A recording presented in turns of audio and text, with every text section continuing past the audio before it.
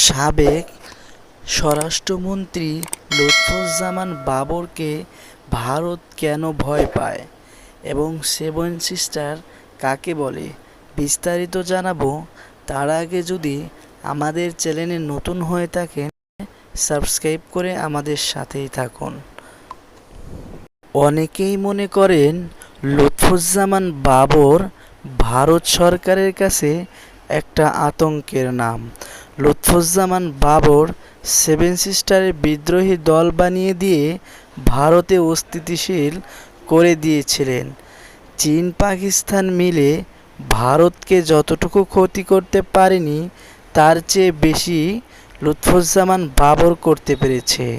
2004 সালে তিনি 10 ট্রাক ভর্তি অস্ত্র, গোলাবারুদ, রকেটের লঞ্চার নিয়ে ভারতে পাঠাতে চেয়েছিলেন।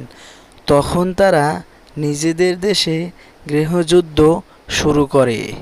অরুণাচল প্রদেশ, আসাম, ত্রিপুরা, নাগাল্যান্ড, মণিপুর, মিজোরাম ও মেঘালয় মূল ভারত থেকে আলাদা হতে চেয়েছিল, আর সেখানের আন্দোলনকারীদের 10 ট্রাক অস্ত্র সরবরাহ করতে চেয়েছিলেন এই লুৎফুজ্জামান বাবর, কিন্তু শেষ পর্যন্ত তিনি পারেননি।